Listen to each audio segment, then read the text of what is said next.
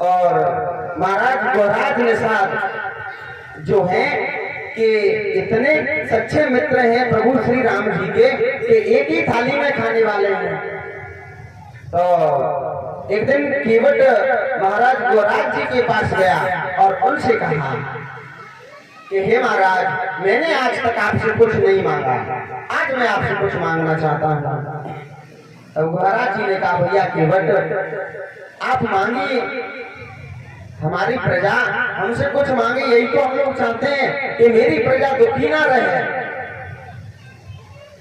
तो महाराज केवट ने और गौराज निषाद जी से कहा कि हे महाराज, जो कल प्रभु श्री राम और उनकी पिता दशरथ ने उन्हें वनवास दिया है, तो आपको पता है कल वह इसी रास्ते से निकल करके जाएंगे, कल वह इसी रास्ते से निकल करके जाएंगे। तो आपसे निवेदन है कि कल सभी भैयाओं की और हाथ जोड़कर निवेदन करके कह देना कि कल कोई नाव लेकर के ना आवे, कल केवल मेरी ही एक नाव है। मेरी इच्छा है कि मैं प्रभु श्री राम जी को अपनी नाव में बिठा करके और पार उतारूं, यह मेरी इच्छा है। तो गौराज निषाद जी ने सभी से कह दिया कि भैया कल कोई भी और नाव लेकर के नहीं जाएगा, कल कोई नाव लेकर के और गंगा जी में नहीं जाएगा, केवल केवट की नाव ही उस गंगा पर रहेगी। तो महाराज देखिए, इधर केवट भैया और अपनी नाव लेकर के सुबह ही गंगा मैया पर आ गए। अब बैठे बैठे इंतजार कर रहे हैं, केवट भैया इंतजार कर रहे हैं कि मेरे प्रभु राम अब आवे, अब आवे, अब आवे, अब आवे। तो सुबह से शाम हो गई, देखते देखते रात हो गई, केवट सो गया। सुबह हुई, फिर जाकर के देखने लगा कि मेरे प्रभु राम अब आवे, अब आवे। तो जैसे ही प्रभु श्री राम आते हुए देखे तो केवट प्रभु श्री राम जी को देख करके और अपनी नाव को लेकर के थोड़ा दूर बैठ गया, क्योंकि केवट चाहता था कि प्रभु खुद मुझे अपने मुख से बुलाएं, कुछ आवाज देकर बुलाएं। तो केवट नाव को लेकर थोड़ा दूर चला गया।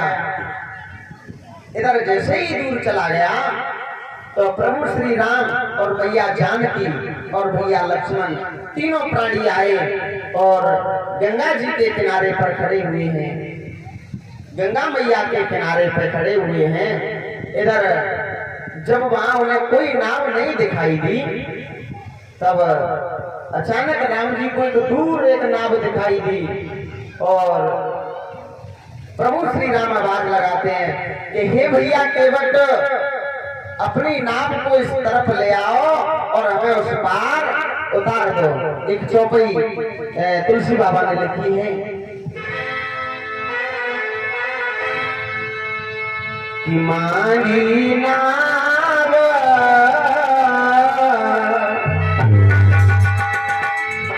के मांगी नाव केवट आमा,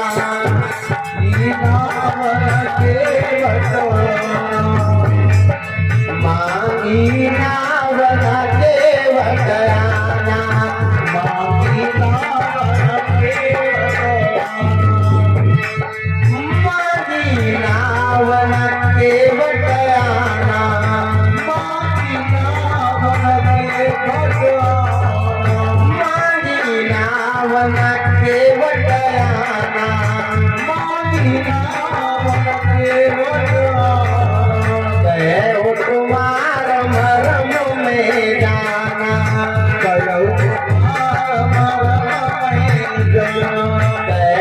कुमार मरम में जाना,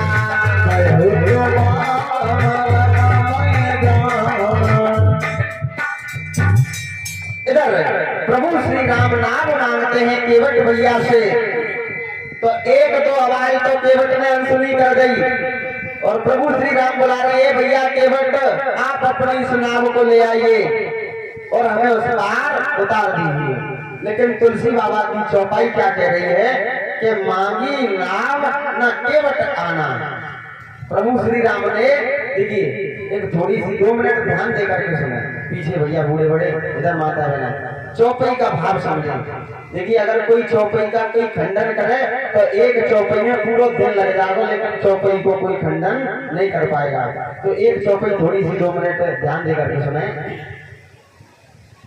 कि मांगी नाव, चौपाई क्या कह रही है? मांगी नाव ना, मांगी नाव ना और केवट आना। प्रभु श्री राम ने चौपाई कह रही है कि नाव नहीं मांगी, प्रभु श्री राम ने नाव नहीं मांगी, मांगी नाव ना। मांगी पहले आ रहा है मांगी, फिर आ रहा है ना, तो मांगी नाव ना केवट आना। प्रभु श्री राम ने ये कहा कि भैया केवट आप आकर के हमें उस पार उतार दो, ये नहीं कहा कि आप अपनी नाव लेकर के आ जाओ। तो चौपाई कह रही है कि मांगी नाव न केवट आना, तो नाव लेकर के नहीं आया प्रभु, प्रभु श्री राम जी के पास केवट अकेला आया। केवट आया और कहा कि कहिए प्रभु क्यों बुलाया है मुझे? तब एक इसका अर्थ ऐसे भी है कि मांगी नाव, मांगी नाव उसी का देखिए, मांगी नाव, प्रभु ने नाव मांगी कि मांगी नाव न केवट आना, न केवट आना। केवल प्रभु श्री राम ने नाव मांगी कि भैया अपनी नाव हमें दे दो और हम उस पार उतर जाएं। तो प्रभु श्री राम ने नाव मांगी, इसलिए केवट नहीं आया। मांगी नाव न केवट आना। प्रभु श्री केवट कह रहा है कि प्रभु तो मेरी नाव को मांग रहे हैं, तो मैं क्यों जाऊं? नाव को मांग रहे हैं तो खुदा करके ले जाए, मुझे बुलाया ही नहीं है जो मैं जाऊं। तो चौपाई का भाव है कि मांगी नाव न केवट आना, कहूं तुम्हार मर्म में जाना। तब प्रभु श्री राम ने दोनों बातें एक साथ कही हैं कि भैया निषाद जी हम तुम्हारी बराबरी नहीं कर पाएंगे, भैया केवट हम तुम्हारे दिमाग पे नहीं पहुंच पाएंगे।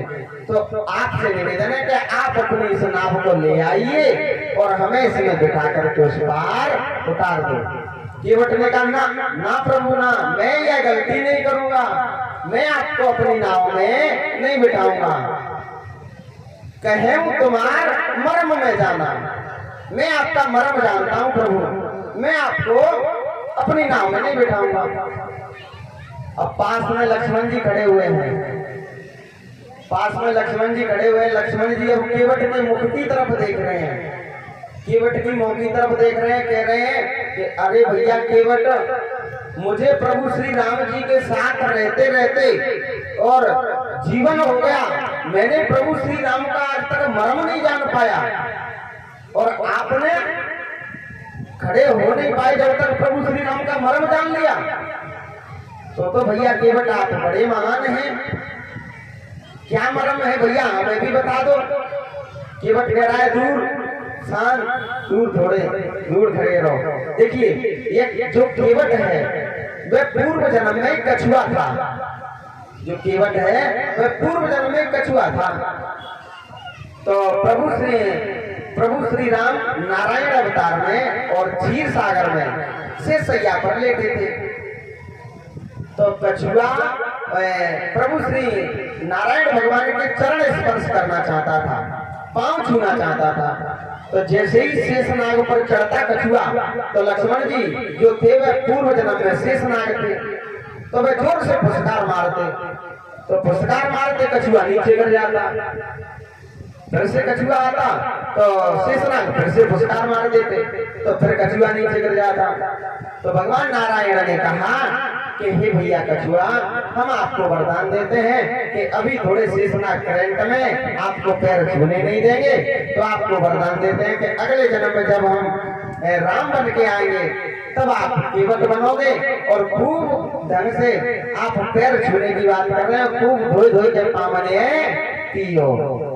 तो अब इधर लक्ष्मण जी से लक्ष्मण जी कहते हैं केवट से, भैया मैंने आज तक मर्म नहीं जान पाया और आप थोड़ी ही देर में प्रभु का मर्म जान गए।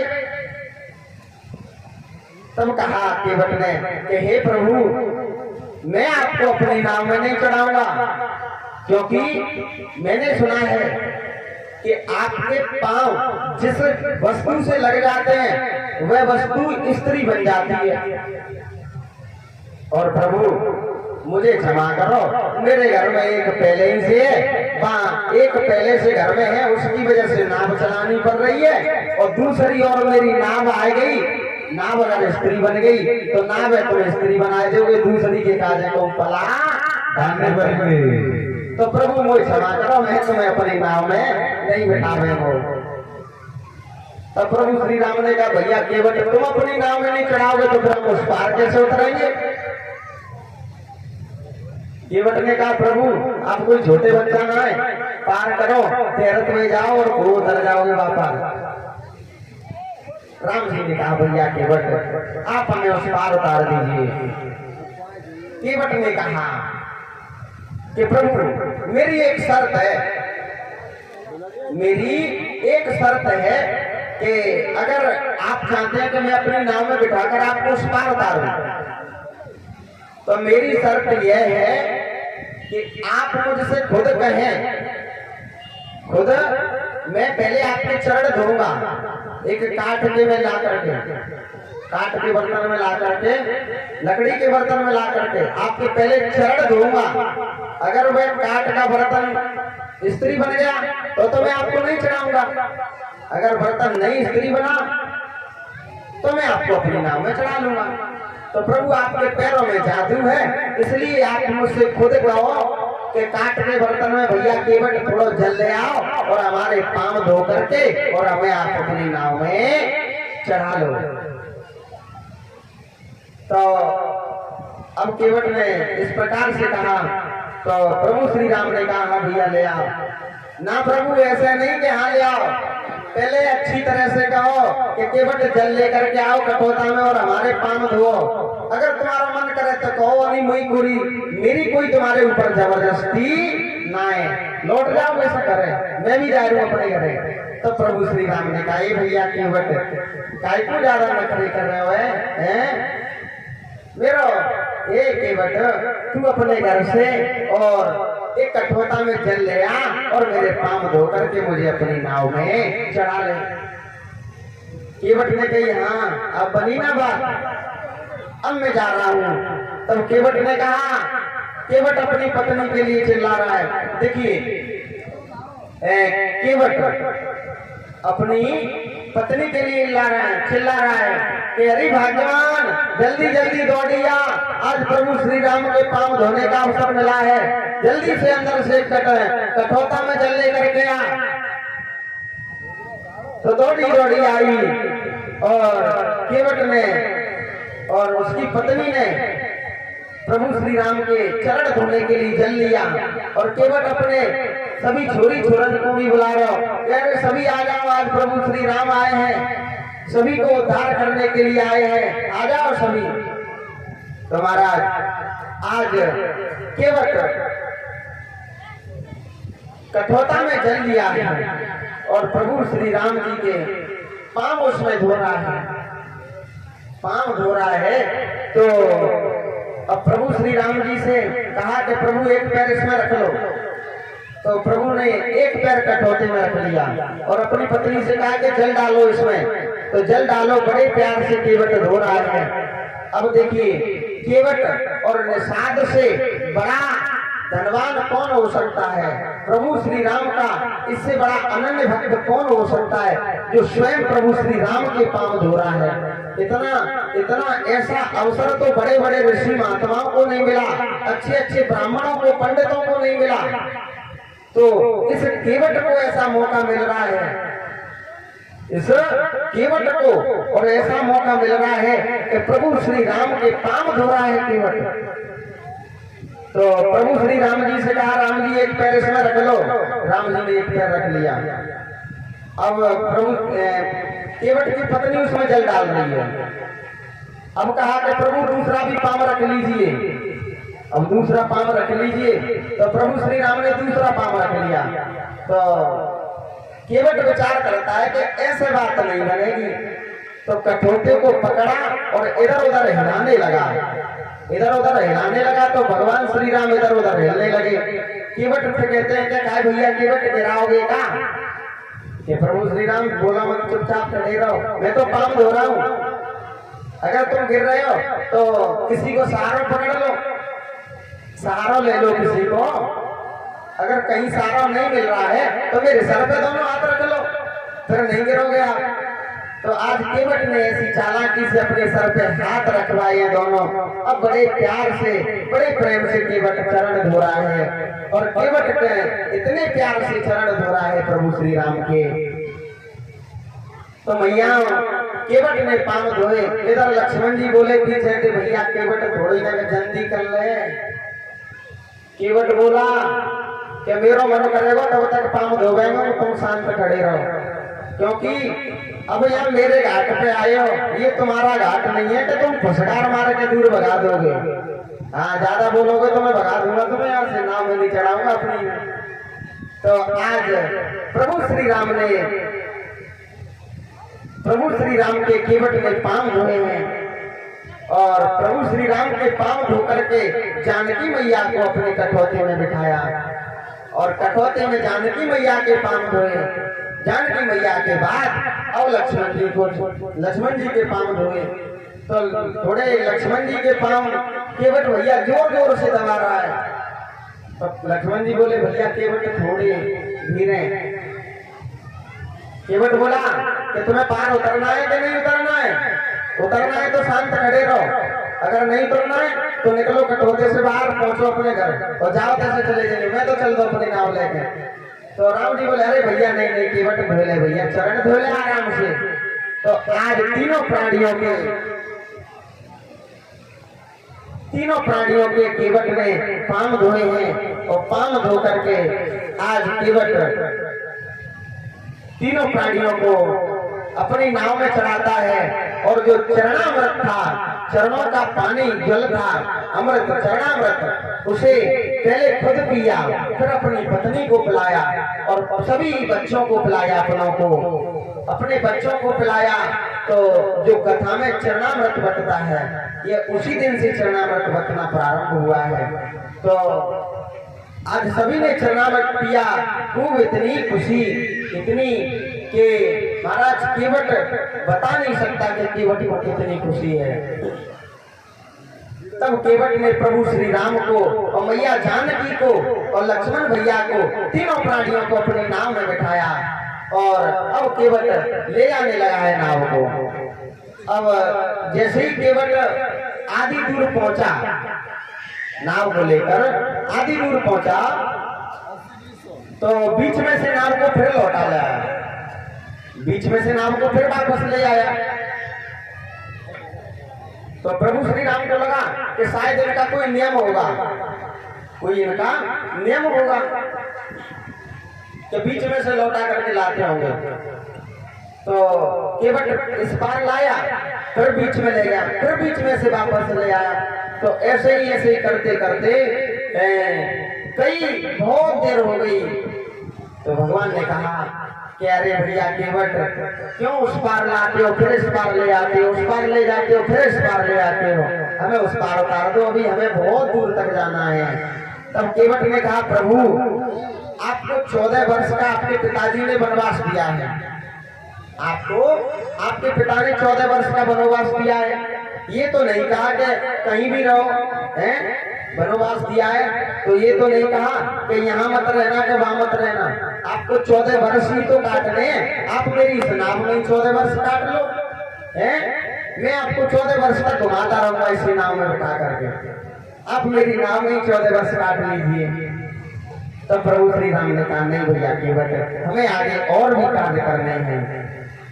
तब प्रभु श्री राम को और केवट भैया उस पार उतारता है। तो गंगा मैया पांव छूने के लिए हिलोरा ले रही है। तो केवट ने कहा ये गंगा मैया थोड़ी धीरे बहो, मेरी नाव में प्रभु श्री राम बैठे हुए हैं, अगर कहीं मेरी नाव पलट गई तो भगवान श्री राम नीचे गिर जाएंगे और फिर दोबारा मेरी नाव में कभी नहीं बैठेंगे। तो थोड़ी गंगा मैया धीरे बहो, और केवट गा रहा है, नाच रहा है, और नाव की कभी कभी बल्ली छोड़ देता है, और बल्ली छोड़ देता है, गाते गाते नाचने लगता है। तो भगवान कह रहे हैं भैया केवट तेरी नाव गई, पकड़ जा, पकड़, गहरे में गई। तो केवट को फिर ध्यान आता है, बल्ली पकड़ लेता है, तो फिर से चलाने लगता है और केवट गाने लगा, फिर छोड़ दी नाव की रस्सी, बल्ली छोड़ दी, नाव फिर चली गई गहरे में। राम जी बोले भैया केवट तेरी नाव नहीं पकड़ जाए। तो आज केवट कैसे नाच रहा है और गा रहा है।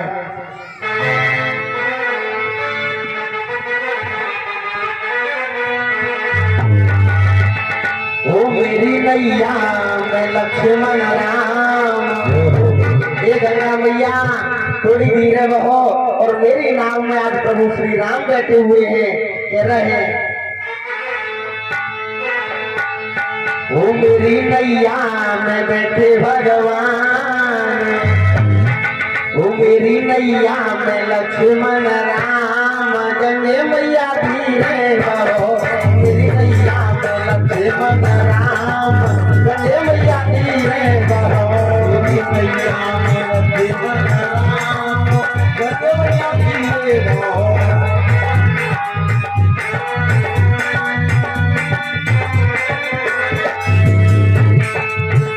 मेरी नैया में लक्ष्मण राम, एक गंगा मैया थोड़ी धीरे बहो धीरे, मेरी नैया में प्रभु श्री राम बैठे हुए हैं।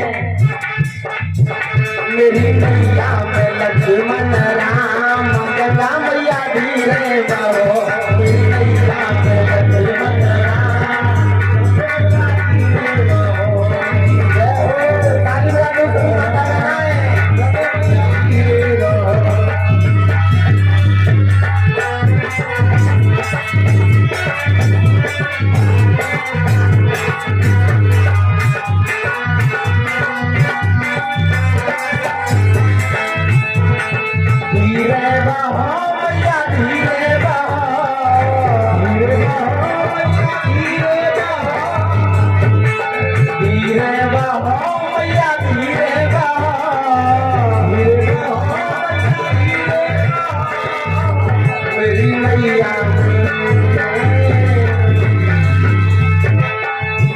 मेरी नैया में बैठे भगवान, गंगा मैया धीरे बहो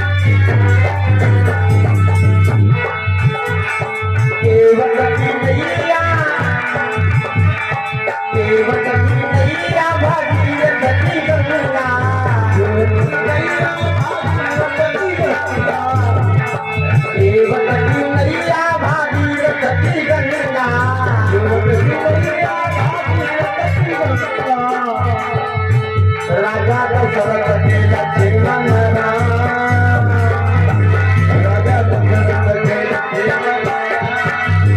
राजा दशरथ के लक्ष्मण राम, गंगा मैया धीरे बहो मेरी नैया में लक्ष्मण राम, गंगा मैया धीरे बहो मेरी नैया में लक्ष्मण राम, गंगा मैया धीरे बहो।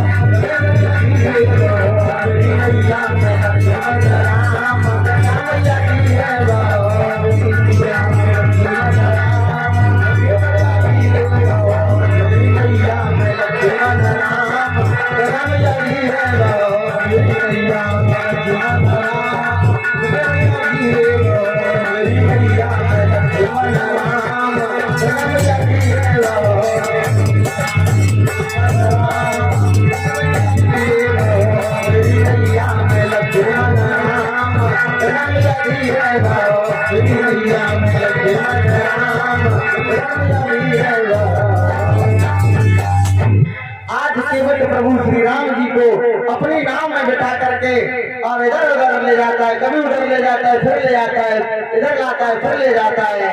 प्रभु श्री राम ने कहा भैया केवट आप हमें अब बहुत समय हो गया उस पार उतार दीजिए। तब केवट ने प्रभु श्री राम जी को उस पार उतारा है। प्रभु श्री राम जी को पार उतारा और पार उतार करके प्रभु श्री राम को केवट हाथ जोड़ करके और प्रणाम करता है, जमीन पर लेट करके दंडवत प्रणाम करता है, दंडवत प्रणाम करता है। इधर प्रभु श्री राम विचार करते हैं, राम जी विचार करते हैं कि इस केवट ने हमें उस पार उतारा है, इस केवट ने हमें उस पार उतारा है, फिर हाथ जोड़कर प्रणाम कर रहा है और हमने इसे उतराई भी नहीं दी। हमारा भी फर्ज बनता है कि केवट को उतराई दे। तो जब प्रभु श्री राम इस प्रकार से अपने मन में विचार कर रहे थे तो इधर से जानकी मैया उनके मन की समझ जाती हैं।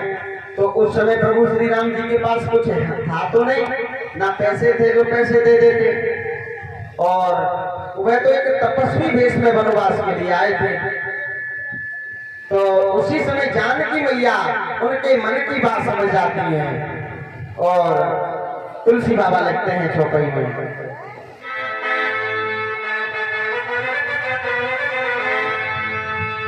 पिया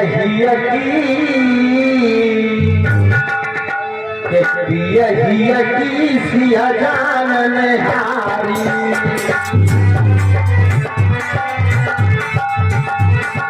पिया की सिया जानन हारी, पिया की सिया जानन हारी, पिया की सिया जानन हारी,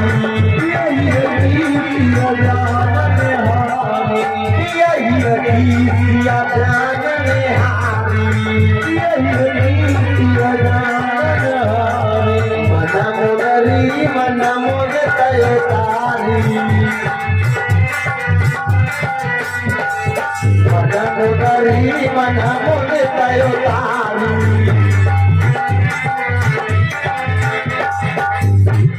इधर जैसे ही प्रभु श्री राम अपने मन में ऐसा विचार कर रहे हैं कि मैंने एक केवट को कुछ उतराई में नहीं दिया, तो माताओं उसी समय मैया जानकी ने और पिय हियगी सिय जान नहारी और मन मुदरी मन मुदित उतारी। मैया जानकी समझ गई कि प्रभु श्री राम क्या अपने मन में सोच रहे हैं और केवट को उतराई देना चाहते हैं, लेकिन उनके पास कुछ है नहीं। तो उसी समय मैया जानकी ने और अपने हाथ से मुद्री उतारी, अंगूठी उतारी और वह प्रभु श्री राम जी को दे दी और कहा कि हे प्रभु ये लीजिए मुद्री और ये आपने उतराई में दे दीजिए। तब मैया जानकी ने दी अंगूठी और श्री राम ने केवट को दिया। कहा भैया केवट हमारे पास पैसे है नहीं और आपके उतराई के बदले हम आपको यह मुंदरी दे रहे हैं। जब इतनी कही तो केवट रोने लगा, प्रभु के पांव पकड़ लेता है, कहता है हे प्रभु ये आप क्या कर रहे हैं, मैं आपका सेवक हूँ, आप मुझे उतराई देना चाहते हैं तो प्रभु आप मुझे पहले ही कह देते, अगर आप उतराई दे करके और मुझे यही भूल जाना चाहते हैं तो आप मुझे पहले बता देते तो मैं आपको अपने नाव में नहीं बिठाता। हे प्रभु मुझे आपसे उतराई में कुछ नहीं चाहिए। तब केवट ने कहा कि हे प्रभु अगर आप मुझे कुछ देना चाहते हैं, मैंने आपको इस घाट से उतारा है, मुझे आपसे कुछ नहीं चाहिए, बस आप इतना करना कि मैंने आपको इस घाट से उतारा है, आप मेरे घाट पे आए थे तो मैंने आपको अपने घाट से उतारा है, तो जब मैं आपके घाट पर आऊं तो आप मुझे अपने घाट से उतार देना। मैं आज आप मेरे घाट पे आए तो मैंने आपको पार कर दिया, जब मैं आपके घाट पर आऊं तो आप मुझे सहज ही पार कर देना। तो भैया केवट को और उठा करके प्रभु श्री राम ने गले से लगा लिया और कहा भैया केवट आप धन्य हो, मैं आपको कभी भूल नहीं सकता और आप मेरे इतने प्रिय हो, मैं आपको नहीं भूल सकता। तब प्रभु श्री राम आज विदा मांगते हैं केवट से, कहते हैं भैया केवट अब हमें चलने की आज्ञा कीजिए, अब हम चलते हैं। तब केवट से बार बार उतराई दी है लेकिन केवट मना कर देता है। तब अब देखिए, अब केवट जब प्रभु श्री राम जाने लगे हैं तो अब थोड़ी सी फिर से केवट यहाँ चालाकी करता है। केवट थोड़ी सी, क्योंकि केवट चालाक तो था पहले से ही, अगर चालाक नहीं होता तो प्रभु के पैर कैसे धो लेता फिर, तो केवट चालाक तो पहले से ही था। तो यहाँ फिर से केवट ने थोड़ी सी चालाकी करी। केवट ने कहा कि प्रभु अभी मुझे आपसे कुछ नहीं चाहिए, अगर आप देना चाहते हैं, अगर आप मुझे देना चाहते हैं तो जब आप लौट करके आओ तो मुझे, ये मेरा आपके ऊपर कर्ज रहा, ये मेरा आपके ऊपर कर्ज रहा।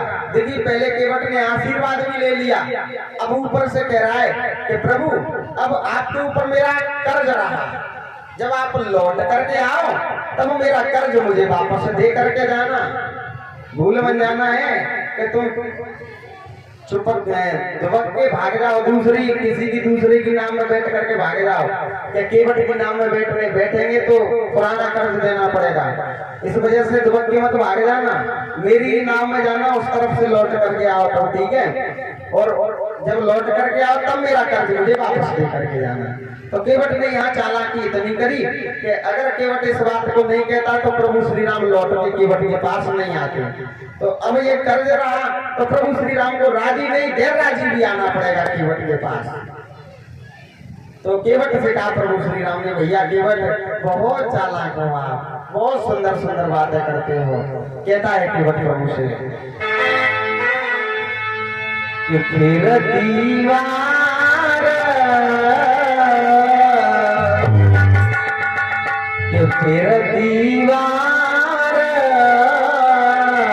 हे प्रभु फिर दीवार, जब आप लौट के आओ ना तब के फिर दीवार मोई जो देवा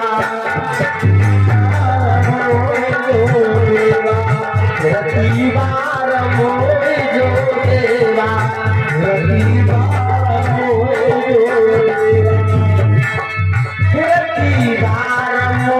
जो देवा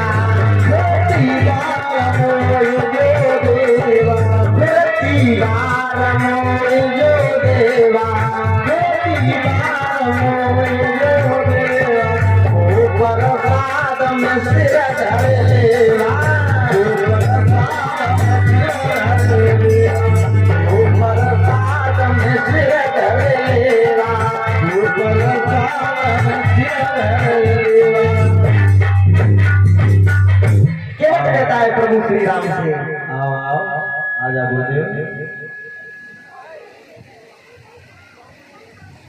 केवट ने कहा प्रभु अभी मुझे कुछ नहीं चाहिए, प्रतिवार मोहि जो देवा और वो प्रसाद में सिर धरे लेवा।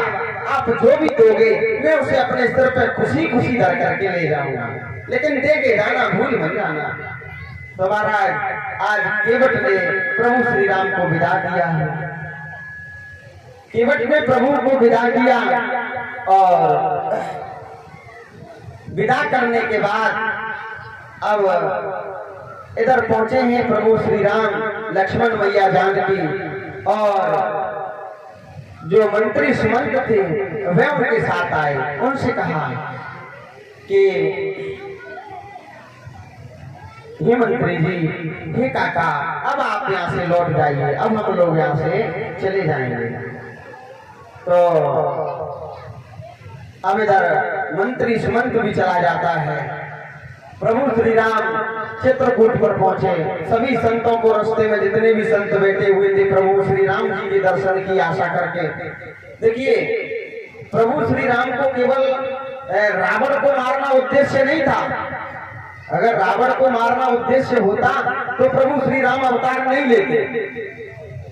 उनको तो हजारों ना जाने कितने ऋषि मुनि महात्मा, ना जाने कितने सबरी जैसे भक्त और बाली सुग्रीव जैसे भक्त, हनुमान जी जैसे भक्त, उनकी दर्शन की अभिलाषा में, गीत जटायु जैसे और उनके दर्शन की अभिलाषा में जंगल में जीवन व्यतीत कर रहे हैं, जंगल में जीवन व्यतीत कर रहे हैं। तो उनको ऐसे महान पुरुषों को दर्शन देने का उद्देश्य था प्रभु श्री राम का जन्म लेने का। अगर रावण को मारना उद्देश्य होता तो भगवान श्री राम जन्म नहीं लेते। इस काम को तो कोई भी कर सकता था। अगर रावण को मारना ही जन्म लेना उद्देश्य था तो रावण से कई बार भेंट हुई प्रभु श्री राम की। एक बार तो जनकपुर में ही भेंट हुई थी, वहां भी मार सकते थे। लेकिन कई ऋषि मुनियों को, महात्माओं को, जिन्होंने अपना जीवन सर्वस्व लुटा दिया राम जी पर उनकी दर्शनों की आशा में, उनके लिए और प्रभु श्री राम सभी को दर्शन देते जा रहे हैं। सभी कई महात्माओं को दर्शन दिए। अगस्त ऋषि को अब पहुंचे हैं महात्मा जी प्रभु श्री राम चित्रकूट के घाट पर। चित्रकूट के घाट पर पहुंचे हैं प्रभु श्री राम और यहाँ चित्रकूट पर प्रभु श्री राम ने विश्राम लिया। इधर प्रभु श्री राम को चित्रकूट पर विश्राम करने दीजिए। अब चलते हैं, आइएगा अयोध्या में। अयोध्या के क्या हाल है? तो इधर अयोध्या के ऐसे हाल हैं कि प्रभु श्री राम के बिना पूरी अयोध्या सुनी सुनी है। पूरी अयोध्या और सुनी सुनी सी लग रही है। महाराज दशरथ जी प्रभु श्री राम के वियोग में अपने प्राणों को त्याग चुके हैं। भरत जी को बुलवाया गया, उनके ननिहाल से भरत शत्रुघ्न को बुलवाया। जब भरत जी को पता चला कि ऐसा मेरे प्रभु श्री राम को, मेरे बड़े भैया राम को वनवास में भेज दिया है, तो प्रभु श्री राम ये सहन नहीं कर सके। तो शत्रुघ्न ने उस मंथरा को पकड़ा और जोर से लात मारी और उसे अपने राज्य से बाहर निकाल दिया। इधर महाराज अब तो धीरे धीरे प्रभु श्री राम के लिए भरत जी रोने लगे और कहने लगे, अरे मैया कैकेयी, ये तूने क्या कर दिया? इतनी बड़ी पापनी तू कैसे हो सकती है? और मेरे पिता इतने विद्वान बनते थे, इतने विद्वान, उन्होंने तेरी बातों पर विश्वास कैसे कर लिया? भरत जी से कैकेयी कहती है, बेटा मैंने ये सब तेरे लिए किया है और तू मुझे ही दोष लगा रहा है। तेरे लिए मैंने राम को राजा वनवास भेजा है, तुझे राज्य मिले इसलिए, और तू मुझे ही गलत बता रहा है। भरत जी ने कहा, अरे मैया ऐसा राज्य मुझे नहीं चाहिए जिसमें मेरे प्रभु को तूने वनवास भेज दिया। यह कहने से पहले और तू मर क्यों नहीं गई मैया? तो अभी रुक जाओ, अभी तो टाइम लगेगा, तो रुक जाओ, अभी तो राम लंका में ना पहुँचे, अभी तो शुरू ना भाई, अभी तो 1 घंटा लगेगा।